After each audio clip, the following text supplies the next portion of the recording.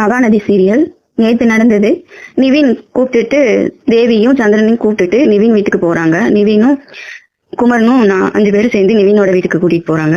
அங்க போயிட்டு வாங்க பெரியமா உள்ள அப்படின்னு சொல்லி நிவின் கூப்பிட வீட்டுக்குள்ள எல்லாருமே உள்ள போயிட்டு உட்கார்ந்து பெரியமா உட்கார்ந்து பெரியப்பா அப்படின்னு நிவின் சொல்லிட்டு சாப்பிட்டீங்களா அப்படின்னு கேட்க, இல்லப்பா இவங்க எங்க சாப்பாடு எல்லாம் மூளையா வச்சிருக்காங்கல்ல செக்கிங் பண்ணுவாங்கன்ட்டு நேரா கூட்டிட்டு வந்துட்டானுங்க அப்படின்னவும், சரி இருங்கப்பா நாங்க ஏதாச்சும் சாப்பிட கிடைக்குதான்னு பார்த்துட்டு வரோம் அப்படின்னு சொல்லிட்டு அண்ணா வா போலாம் அப்படின்னு சொல்லிட்டு குமரனை கூப்பிட்டுட்டு 2 பேருமே வெளியே கிளம்பிடுறாங்க. வெளியே கிளம்பி போய் சாப்பாடு ஹோட்டல்லாம் பார்த்தா ஒன்றும் இல்லை. சரின்ட்டு ஒரு பிரெட் பாக்கெட்டும் ஒரு பால் பாக்கெட்டையும் ஒன்று வாங்கிட்டு வீட்டுக்கு வந்து, பெரியமா ஒன்றும் டிஃபன் தான் கிடைக்கல பெரியமா, பால் வேணா காய்ச்சி பிரெட் தொட்டு சாப்பிடுங்க அப்படின்னு சொல்லிட்டு, சரி நானே காய்ச்சிட்டு வரேன், இல்ல பெரியமா நானே காய்ச்சிறேன் அப்படின்னு சொல்லிட்டு போய் அடுப்புல பாலெல்லாம் காய்ச்சி ஊற்றி 3 பேத்துக்கு எடுத்துட்டு வந்து சாப்பிடுங்க அப்படின்னு சொல்லி தனத்துக்கு தேவி சந்திரன் எல்லாரும் சாப்பிடுறாங்க.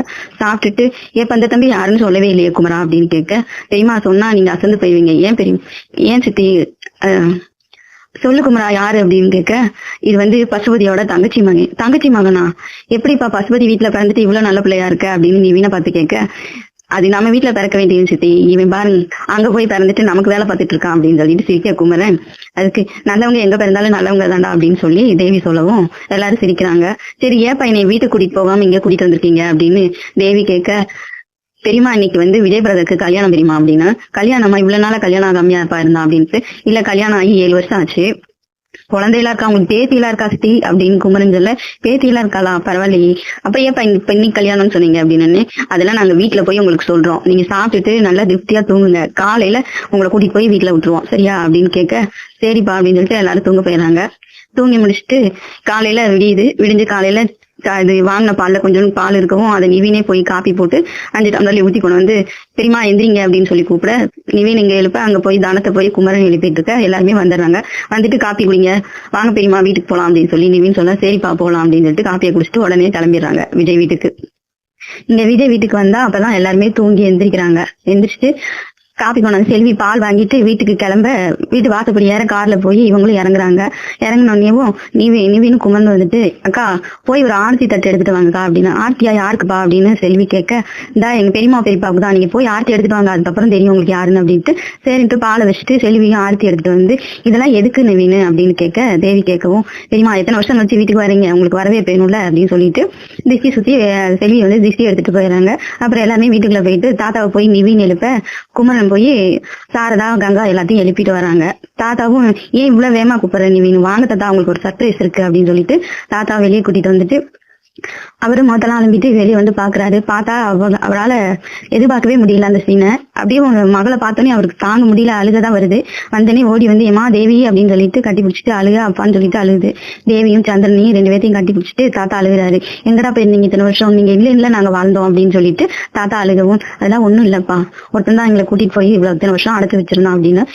அடைச்சு வச்சிருந்தாங்களா யாருப்பா அப்படின்னு கேட்க, எல்லாம் யாரு தாத்தா பசுபதி தான், அந்த ஆள் தான் எல்லா வேலையும் பண்ணி இத்தனை வருஷம் பெரியமாவையும் பெரியப்பாவும் அடைச்சு வச்சிருக்கான், நானே ஒரு தடவை கூட பார்த்தது இல்லைன்னா வச்சுக்கோங்களேன் இவங்கள அப்படின்னு நிவின் சொல்ல, அப்படியாப்பா இத்தனை வருஷமா அப்புறம் எப்படிப்பா நீ இறந்தேன்னு ஒரு தகவல் கிடைச்சது அப்படின்னு தெரியல, அவன் எல்லா வேலையும் பண்ணுவான்ப்பா, எங்க கண்ணு முன்னாடியே எங்க கார பள்ளத்துல தள்ளி விட்டு நாங்க இல்லைங்கிறத ப்ரூவ் பண்றதுக்காண்டி அவன் பண்ணிருப்பான்ப்பா அப்படின்னு சொல்ல, இப்படி எல்லாம் பண்ணினானா அவன் பாவி அப்படின்னு சொல்லிட்டு, சரி வாங்கப்பா உட்காருங்க அப்படின்னு சொல்லி கூப்பிட்டு போய் உட்கார வைக்கிறாங்க.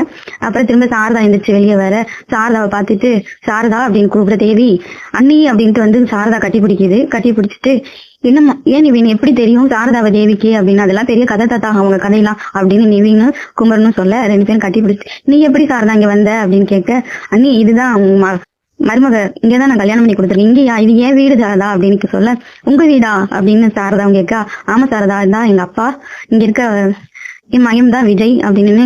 மதினி நீங்க சொன்னது சரியா போச்சு மதினி, என்ன சொல்ற அப்படி, நீங்க தானே காவிரியை கல்யாணம் பண்ணி வைக்கணும்னு உங்க பிள்ளைக்கு கேட்டுட்டே இருப்பீங்க, ஆமா சாரதா அவங்க 2 தான் கல்யாணம் பண்ணி வச்சியா அப்படின்னு, நான் எங்க பண்ணி வச்சேன் எல்லாம் அவங்களே கல்யாணம் பண்ணிக்கிட்டாங்க அப்படின்னு சாரதா சொல்ல, இன்னும் நீ அந்த பேச விடவே இல்லை பாரு, அப்படியே பேசுற பாரு சாரதா அப்படின்னு.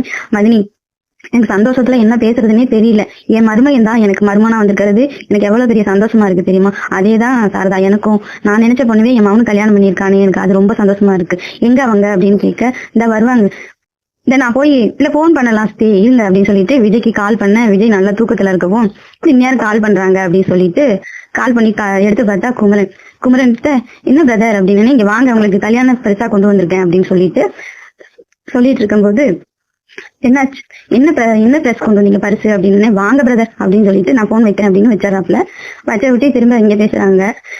இந்த இது யார் சாரதா, எல்லா பிள்ளைகள்லாம் காணும், இந்த வராங்க மதினி அப்படின்னு சொல்லிட்டு, இந்த வர பாருங்க அவங்க மூத்த மருமக கங்காவை அப்படின்னு. கங்காவா அப்படின்னு சொல்லிட்டு, கங்கா அப்படின்னு கூப்பிடுறேன். யாருமா அப்படின்னு கேட்க, கங்கா ஏய் இதாண்டி உன் தேவி அத்தை, மறந்துட்டியா, சின்ன பிள்ளைல நம்ம வீட்டுக்கு வருவாங்கல்ல சென்னையில இருந்து அப்படின்னு. அம்மா அப்படின்னு அத்தை அப்படின்னு சொல்லிட்டு போய் 2 பேருமே ஹஸ்பண்ட் கட்டிக்கிறாங்க. கட்டி பிடிச்சிட்டு, என் பிள்ளைல இவ்வளவு பெரிய பிள்ளைல ஆக முடியும் நான் பார்க்காம இருந்து, எனக்கு நான் ஒரு பாவி சாரதா அப்படின்னு. அப்பெல்லாம் சொல்லாதீங்க, நீ இதுக்கு எப்படியும் நீங்க இந்த இப்பயாச்சும் எங்களுக்கு பாக்குற பாக்கியத்தை கிடைச்சது, எங்களுக்கு அதுவே போதும் அப்படின்னு. இது யமுனா மதினி அப்படின்னு சொல்லிட்டு யமுனாவை காமிச்சு சாரதா திரும்ப நர்மதா வரவும், நர்மதாவும் இது 4வது மருமக மதினி அப்படின்னவும், எங்க அண்ணனுக்கு ஆம்பளை பிள்ளைய எதிர்பார்த்தா நீ பொம்பளை பிள்ளையா பெற்று கொடுத்துருக்க சாரதா அப்படின்னு சொல்லிட்டு சொல்லி சிரிச்சுட்டு எல்லாம் உட்காராங்க.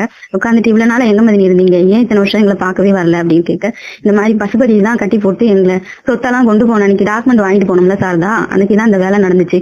அவன் டாக்குமெண்ட் எல்லாம் வாங்கி வச்சுக்கிட்டு எங்களையும் கட்டி போட்டு கொடுமைப்படுத்திட்டு இருந்தான், வெளியவே விட மாட்டேன்ட்டான், யாருக்குமே நாங்க இருந்தது தெரியாது அப்படின்னு சொல்லி தேவி சொல்லிட்டு இருக்க.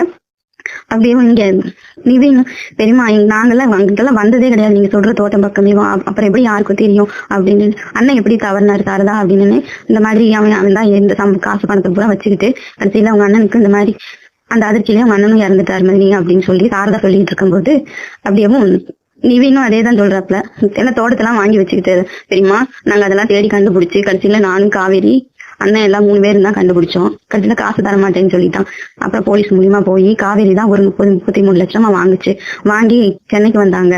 இங்க வந்து பாப்பாவுக்கு உடம்புக்கு முடியல நர்மதாவுக்கும் அப்படின்னு சொல்லிட்டு இருக்கும்போது, விஜயும் காவேரியும் மாடிப்படியில இருந்து இறங்கி வர்றத தேவியும் சந்திரனும் பார்க்க கண்கொள்ளா காட்சியா இருக்குது.